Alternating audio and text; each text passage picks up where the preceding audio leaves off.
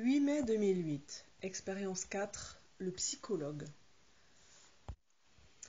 Me voilà donc parti chez le psychologue. Un type plutôt banal, calé dans son fauteuil, avec une montre en face de lui. Ambiance calme et détendue. Bonjour, je vous écoute. Qu'est-ce qui vous amène chez moi?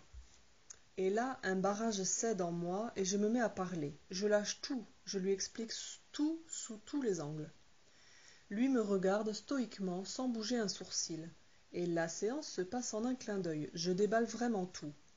Il faut dire que je n'ai osé en parler avec personne jusqu'à présent. C'est trop bizarre. Et chez le psychologue, moi je suis comme à la confession devant le curé. Je peux tout dire et tout raconter, c'est comme ça. La séance se passe et mon psy n'a même pas levé un sourcil d'étonnement. Il me regarde toujours de manière aussi neutre et ne place pas un mot. Au bout d'une demi-heure, il me dit que la séance est finie, je fais un chèque, je prends rendez-vous pour la prochaine fois, et voilà. Je vais faire plus d'une vingtaine de séances, toutes pratiquement identiques.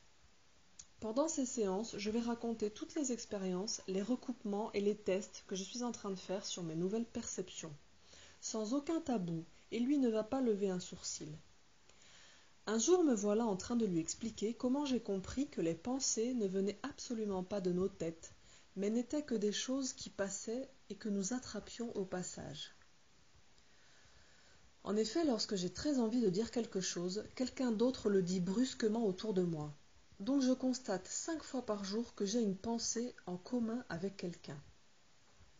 Il semblerait donc que nous partagions les pensées sans le savoir, et je vais même jusqu'à élaborer une théorie qui me passe par la tête à ce moment-là. Nos esprits sont des postes radio et nous nous branchons sur une fréquence suivant notre humeur. Pour une raison que j'ignore, j'ai tendance à me brancher sur la fréquence des gens que je rencontre, peut-être par mimétisme inconscient, ce qui fait que je partage certaines pensées. Le seul indice étant que j'ai très envie de les dire quand elles ne viennent pas de moi. Or, je suis quelqu'un qui ne parle pas, limite muet. Alors quand j'ai envie de dire quelque chose, je sais bien que ce n'est pas normal pour moi. Brusquement, en plein milieu d'une phrase, je m'arrête et je lui dis « D'ailleurs, je ne crois pas être schizophrène. » Pourquoi j'ai dit ça? Aucune idée. En plus, ça tombe vraiment comme un cheveu sur la soupe, au milieu du reste.